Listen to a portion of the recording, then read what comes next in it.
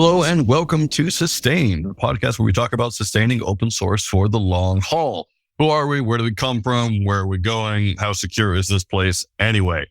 Very excited to talk to our guest today. Before we introduce him, I want to make sure you know who the voices are on this podcast. So I'm Richard Littauer, your host. Hello, everyone. And we also have, as usual, our standard guest host, Justin Dorfman. Justin, how you doing? Doing great. How are you? Doing good. Good to have you. And calling in today from New York City, we have Dustin Ingram. Dustin, how are you doing today? Hey, I'm doing great. Sweet. Super excited to have you on today. Dustin is a staff software engineer at Google. He's on Google's open source security team, where he works on improving the security of open source software that Google and the rest of the world relies on. He's also a director of the PSF, the Python Software Foundation, and a maintainer of the Python Package Index. So a bit of an experienced person, definitely knows what's going on when we talk about security. Dustin, can you give me just a short understanding of what the open source security team does at Google? How many people are you? What's your remit? What's going on there? Yeah, we have, I think, about 50 people now. So this is a team that was created just recently, about a year and a half ago at Google. Didn't really exist before. I mean, obviously we have lots of open source teams, but no teams that were just focused on open source security. And it is a bit of an unusual team at Google because we're an entirely external facing team. We are focused on landing changes in many software ecosystems to improve the security of those open source ecosystems. So we don't have products, we don't have revenue, but our goal is just to essentially take a lot of what we've learned about consuming and using open source inside of Google and externalize it and making it something that other people can use as well. That is massive. I had no idea that you had so many people on that already. That's amazing. How do you prioritize which packages to work on, which security bugs to work on? How does that work?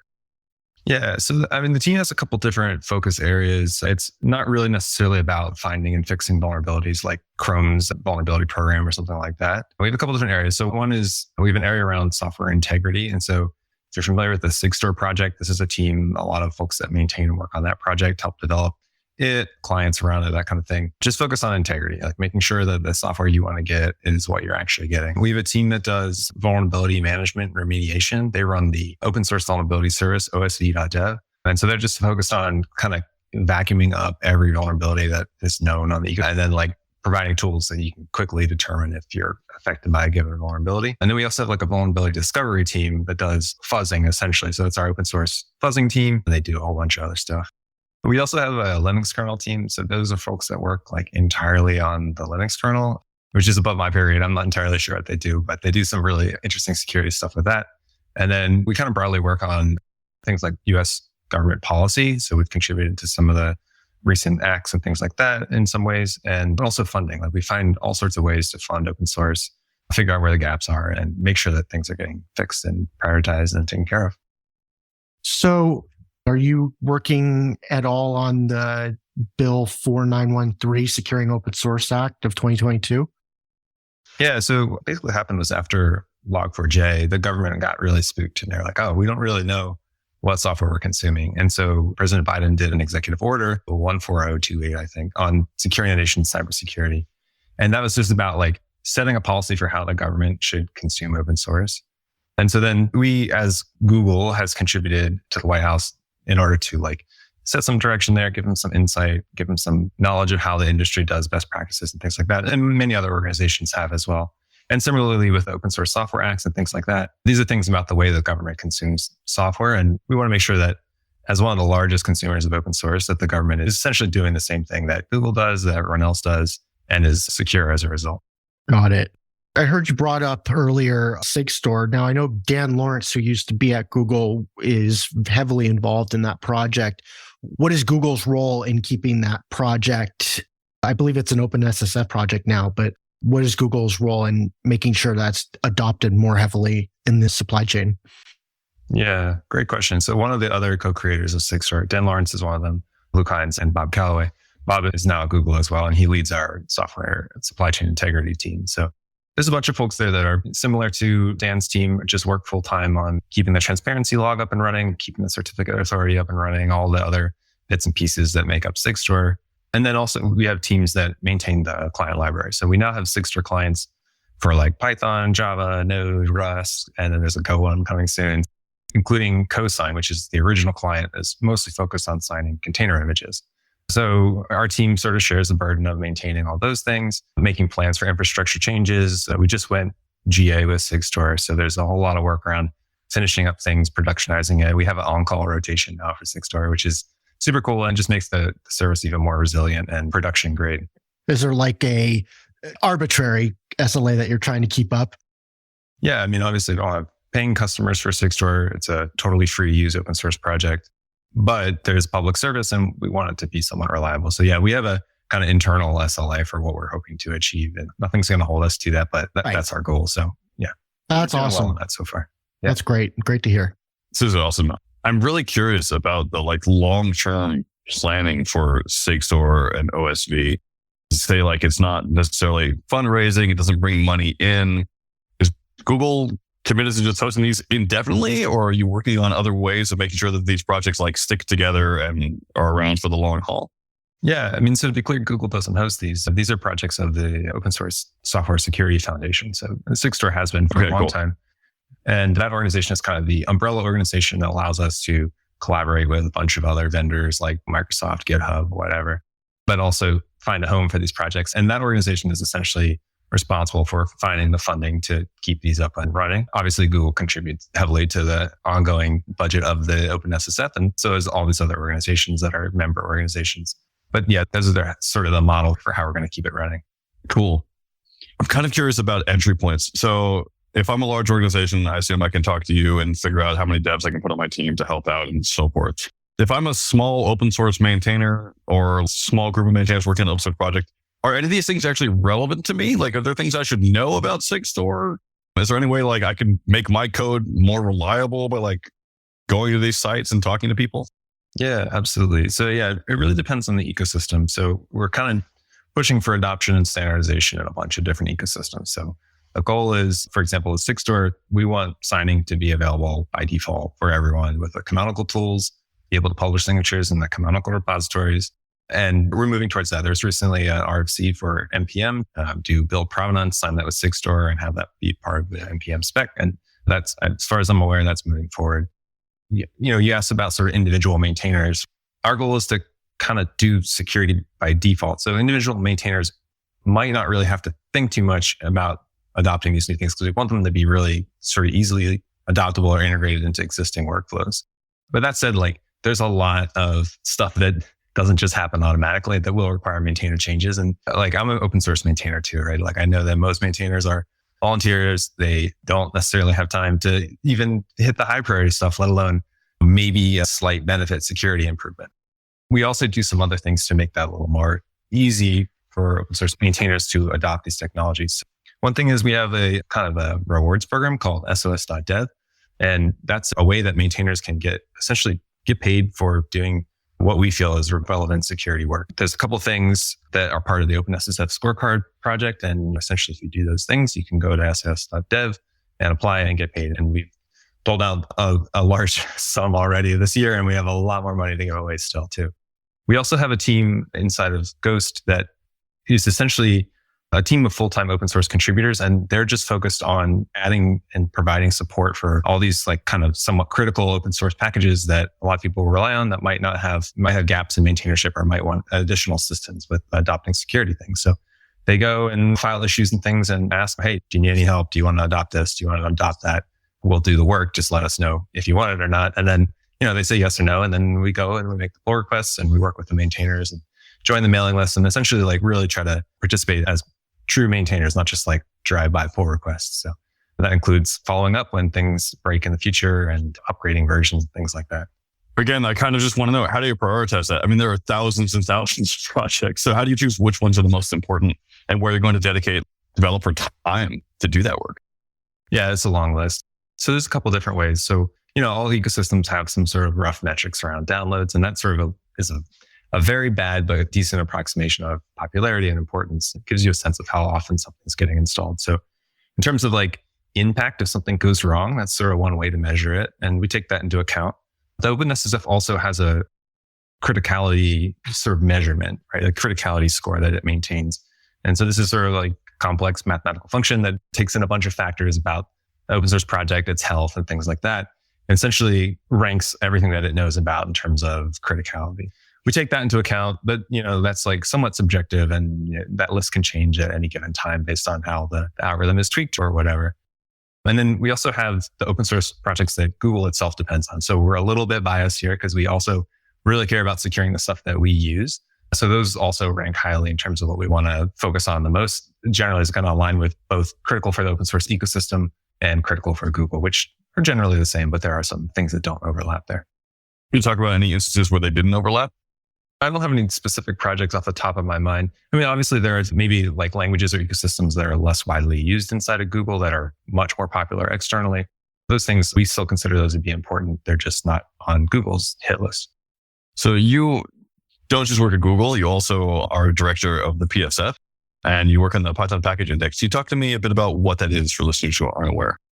The Python package index is the canonical software repository for the Python ecosystem.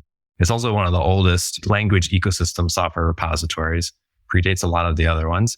When you say canonical, you don't mean the company canonical, you mean the de facto standard. Yeah, like the standard centralized repository. Yeah, absolutely. There's lots of other companies that offer Python repository products, and those are not PyPI. PyPI is like the single repository maintained by the Python Software Foundation that anybody can publish to and is fully open, no private stuff or anything like that. How many directors does the PSF have? Because I know the PSF is different than the Python package index, but it's somewhat related. So I'm just curious, like how much you interface with Deb or the other people there? The package index is one of many projects of the PSF. The most prominent one is Python itself, but PyPI is definitely up there. There are 11 elected directors on the board. Deb and our legal counsel also sit on the board as well. So technically 13 of us, but I work with Deb on a day-to-day basis, more or less, when I'm doing PSF stuff. And I was involved in her hiring. She's just recently joined the PSF. And we're very excited to have her. And it's been really great so far. One thing I kind of broke my heart and was just kind of frustrating was seeing the backlash that happened during the mandatory multi-factor authentication for the critical projects. Were you expecting that? And if either way, like how did you deal with the fallout? Yeah, it's interesting actually, because the way you stated it kind of belies a problem that we had with our launch. So you sort of said like the mandatory 2FA thing, but like actually nothing has been enforced yet, right? There's no mandatory 2FA. All we were doing was announcing that we would start considering some projects to be critical. Again, like this is how PyPI measures criticality. It's slightly different than everyone else, but we marked some percentage of packages as critical. And then we were giving away free security keys so people could use strong 2FA instead of just TOTP with their phones. And I think the thing that really went wrong is that we're a team of volunteers and no one really knows anything about communications or marketing. And we didn't really convey that message super well. So we weren't really fully expecting as much pushback as we got.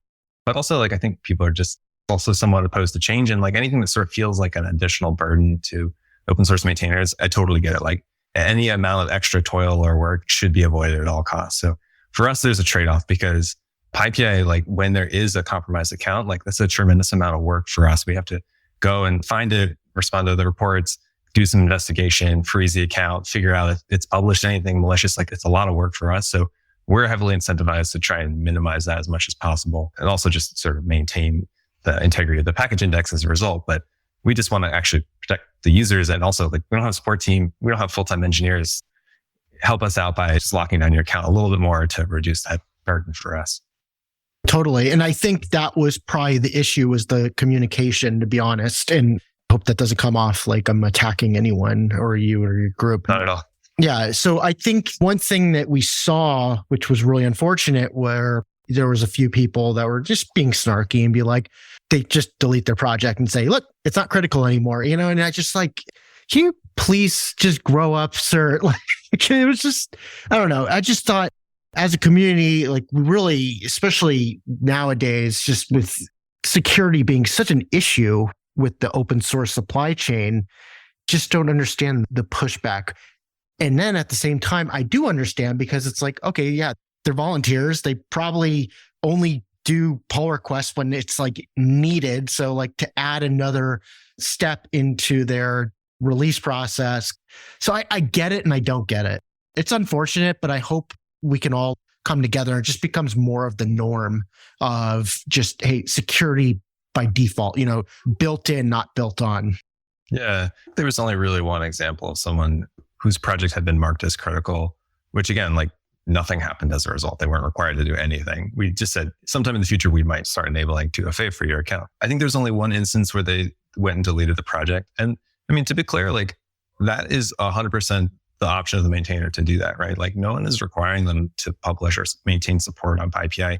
And if they want to go and nuke it and like break all their users, which is exactly what happened, they're fully allowed to do that.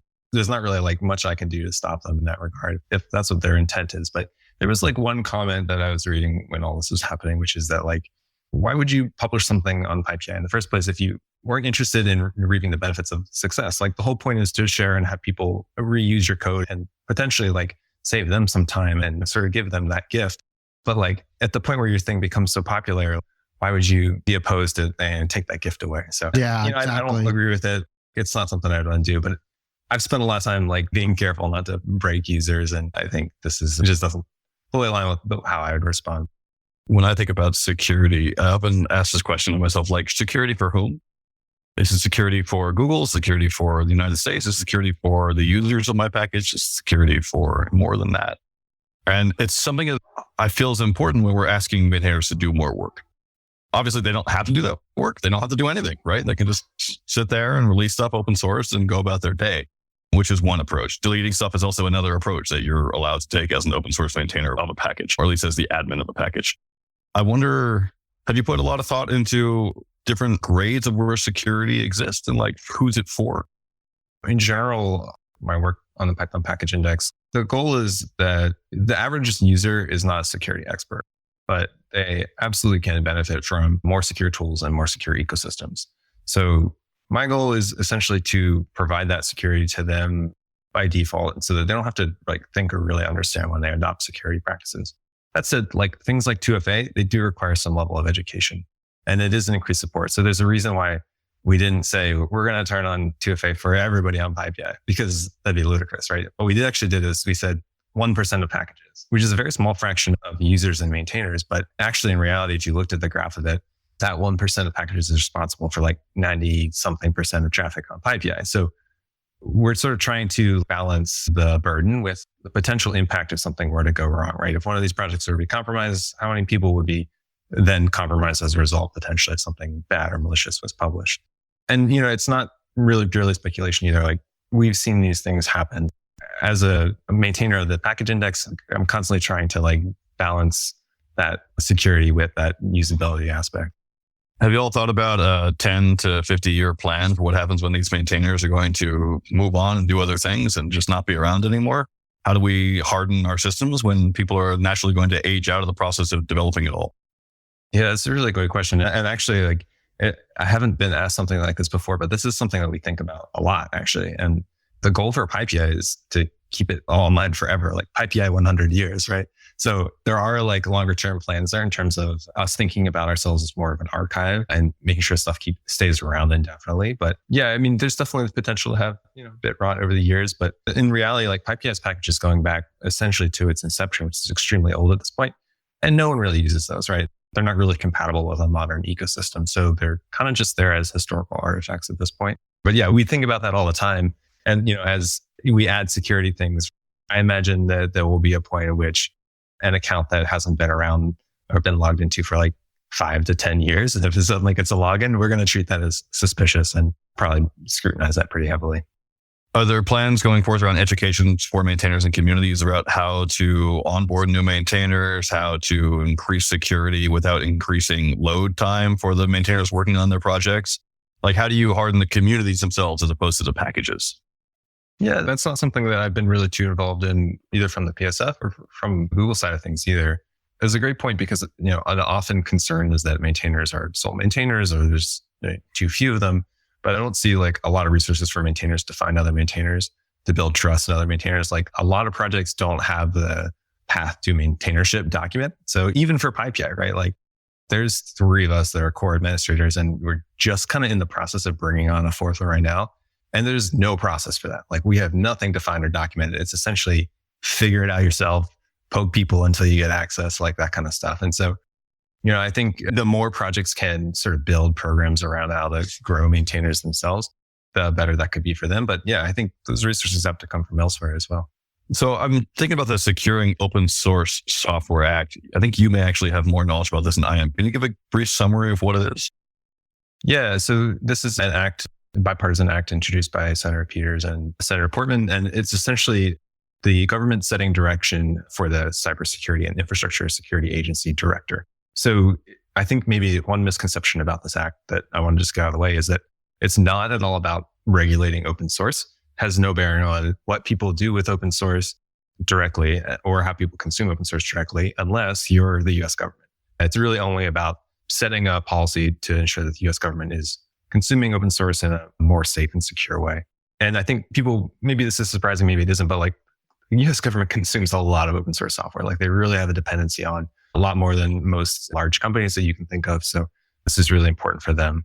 And they want to continue using open source, right? Like the answer to Log4j is not stop using open source. It's to get better practices around determining what you have and just do industry best practices for finding and fixing vulnerabilities. So because they're the US government, they have to set this policy via law. So this is one of the laws that they've introduced to set it. And the goal is to tell the CISO director to support open source across all the federal agencies, coordinate support across those agencies, do supply chain security efforts. They're going to put together some framework that they're going to use for risk assessment. So essentially for all these different and very separate government agencies to sort of align them on how good or bad of a job they're doing right now. And then, be able to publish that as open source software as well, and then use that to sort of better their programs. Back when proprietary software was king, people would say open source is the future, and many laughed. Now that open source is the king or whatever, the dominant distribution, at what point do you think that the government or just large institutions just go like, I don't think open source is working anymore. We need to go back. Is that something that could happen? Or do you think it'd be changing an engine going 100 miles an hour on the freeway kind of situation? I sure hope not. And I think like the actual metaphor there would be like changing an engine that's been in production for 100 years with one that's been built in someone's garage shop and like no one else has ever seen or built with and like doesn't work with off the shelf parts. I think that's the real strength of open source, is that it's gotten a lot of very diverse contribution over the years from lots of different people and organizations, obviously depending on the project, but generally that's true. And then also a lot of scrutiny, arguably more scrutiny than most closed source applications get. So yeah, I think in terms of a business case, unless you're protecting some PII or secret sauce or something like that, like, yeah, it probably doesn't make sense to open source that. But generally like consuming and using open source, you're going to get better bang for your buck because there's not much buck and there's probably a lot more bang. And thinking about the US government, I think the three of us are American, but this also applies to other governments in other places in the world because they're watching very closely what's happening in the US. And thinking about the US government trying to secure their supply chain, trying to also secure the supply chain for the American population, because the government has dual interests, right? It's also around to exist for itself and it's around to help out with the economy of the US, which is kind of a strange thing to think about. When we talk about securing, I think that their main entry point for doing that is kind of twofold. One of them is to figure out what they're using themselves and how do you make sure that we have things backed up so we can go back to other repos if, a thing happens, and we can figure out like security instances and solve them for our own dependencies. But also working with future maintainers, working with code packages, working with foundations to try to figure out how do we secure the ecosystem at large, because they can't do all of the work. So I guess I have a two-part question. One, does that sound accurate to you? And two, do you see any way for the government to like try and secure open source and try to not regulate it, but like figure out how to manage with it without the help of foundations, without the help of package managers? Interesting. My biggest gripe about the act as it is right now is that there's nothing in there about providing any support or specifically funding to the open source projects that are being used. And really, I know. I found that it's surprising, right? That's, in my experience, the best way to get better open source software. And I think they're being very reactive to Log4j and related vulnerabilities. And that makes sense. Like you're not going to, I don't know. You could pay people to do crazy audits and maybe avoid a Log4j. But to them, like I think the paying for support and stuff, paying for maintainers doesn't quite equate to a better outcome in the context of the bill. That said, I think that they're wrong because I've seen the government really do this successfully. So the Open Tech Fund is a government nonprofit that gives money directly to many open source projects. Pipia has directly benefited from this before. In a previous project, we got a grant to do a bunch of great work. And it's super successful. Like the one thing the government I think does really well is give away money. And especially in tech, like they can be doing a much better job of it, especially in open source. I would really like to see them work with software foundations who I think should be trusted as the people who can determine where the money should go, right? Like funnel it through the software foundations. Obviously I'm biased because I'm on the board of a software foundation, but like we're deep in our ecosystem. Like if you want to make improvements to the Python ecosystem, that's who you call. So I think there is a potential for a partnership there, but yeah, there has to be some carve out for like, okay, the government has enumerated everything that it uses. What are you doing to support it, right? Love that answer. Love it. I know this is the first time you've been on this podcast, which is cool. Thank you. Thanks for coming on. This is great. Sustain is an interesting movement.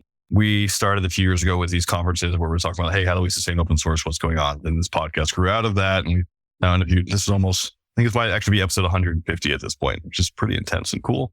Congrats. Yeah. Thanks. The reason I bring that up is because sustainability is a really weird term. It's an awful term. It means everything and nothing at the same time. And one of the things I'm really curious about is whether sustainability as a term makes any sense apart from security. This is all focused on security, and security is like, yes, so let's make sure things are hard so that things break, we can fix them, or that ideally things don't break at all. And I'm realizing there's a huge gap between security and sustainability. And one of those gaps could be, just as you pointed out, none of the money from the Secure Open Software Act goes to helping open source maintainers, who are the people who have to do a lot of that work, even if you're not demanding it of them. They still have to, update things and turn on 2FA and all those things. So I was curious, Dustin, do you have any opinions on the difference between security and sustainability? And what do you think about that? That's interesting. I mean, there is probably a balance between sustainability, or at least as most people think about it in open source, and like progress. Because I think when people think about sustainability, they think about like something continuing to work forever.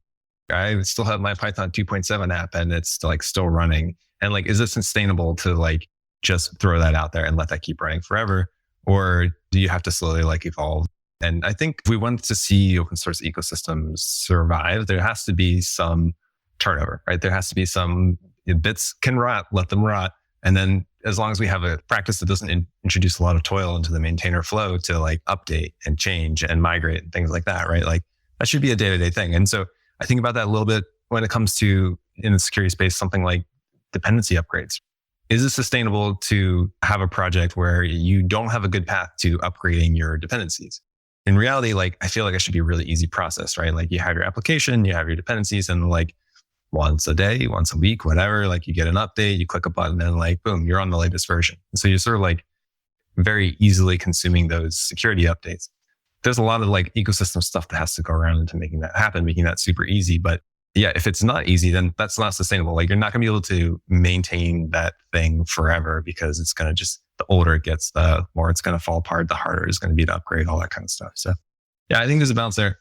I'm not sure about in other areas of security, but yeah, I think in terms of sustainability of like keeping open source up and running too, like, yeah, the funding is huge, right? Like making sure that places where there are gaps are getting filled, that we have the ecosystems to support the projects where necessary, that there's a path to maintainers stepping down and giving away projects to foundations, like that kind of stuff, I think is really important as well. What are you most excited about in terms of work going on in the next year or two? I think Sigstore is super cool, and I'm really excited to see it get integrated a lot more tightly into a bunch of open source stuff. Essentially, like Pipia has supported PGP signing for a very long time, and no one effectively uses it. And it's essentially because there's some like systemic stuff about PGP that sort of make it really hard to use and also make it really challenging to have it, again, be sustainable, have it stick around and signatures exist forever and be usable forever. So I think Sigstore, when I first saw it, I was like, whoa, this like completely solves this problem of having to maintain a public key forever, and this problem of associating identity with keys and building trust in those signatures. I could go into much more detail about that. I think it's probably too much for the podcast, but I'm super excited about Sigstore. I'm very pro Sigstore and obviously biased. My team works on it and we think it's super cool too, but there's been great reception across the ecosystems for it. And yeah, I can't wait for more people to use it. Yeah, I think that what I've heard from a lot of developers is that it's modern. It's a modern tool chain, whereas like pretty good encryption or, PGP is just like kind of not that intuitive, I guess. So yeah, I mean, I really hope Sigstore continues to take off. It's going to make a big impact in the open source community in terms of security and assuring stakeholders that things are being done. Yeah, absolutely. Very stoked for it. Dustin, this has been really great to have you. We are running up on time. So one of the questions I have is, how can people learn more about Google's open source security team? Where can we learn all the juicy details? Yeah, we don't really have a super public presence. I would say, obviously you could reach out to me. I'd be happy to talk to you about it. I'm on Twitter, DI_codes, and elsewhere. Cool. Do you have a blog or anything as well for you personally? Yeah, it's very old though, but di.dev or di.codes is my personal website and has blogs, but also recent talks and presentations that I've given. And I kind of turn those into like transcripts of slides that are kind of more enjoyable to read than watching me talk. So there's some good ones on there as well. Cool. Thank you so much for that. Dustin, it's been really awesome. This has been great. It's not over yet, though. At the very end of our show, we always have this big gold spotlight where we highlight developers, maintainers, projects that we think just need a little bit more light shed on them. So, Justin Dorfman, what is your spotlight today? I use this new awesome software called rewind.ai, and it like allows you to find anything you've seen, said, or heard. So if you've typed something in a Slack channel or Discord, or you said something on a Zoom call and you just search for it, it finds everything. So I just got the invite yesterday, and you need Mac OS with Apple Silicon. Everything's locally stored. It's pretty unreal. Like, it's just, imagine you just having this DVR of your life on your laptop, and anything you need to look up, it just does. So props to the rewind.ai folks, and yeah, check them out. I need that. Where I need it like recording ambient conversation that I'm having with people as well. It does. I always forget stuff. Yeah. It's like mind blowing. I'm like, hey, how did I do that? This is amazing. And it's all local. That's the beauty. So like no IT policies or anything like that. You can just install it locally and go to town. That is cool. I'm going to have to check that out. Thank you, Justin. My spotlight today is Jeff Huntley. Jeff's pretty much the main reason I decided on Twitter, mainly because like every day he sends a photo of like where he is in the world in his van. He lives in the Australian outback with a van that has Starlink.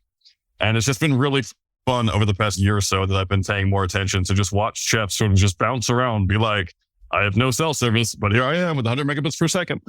It's so funny. He just posted one right before this podcast, like we're recording. Like he's like 4G down, but my Starlink is up.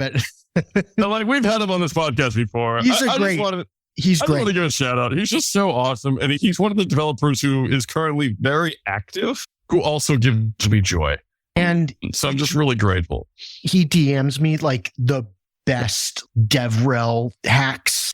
Jeff, you rock. We got to have you on again. And if anyone wants to see him on a really cool podcast or / show, it's CoffeeZilla, and look up Jeff Huntley and you'll see his awesome segment.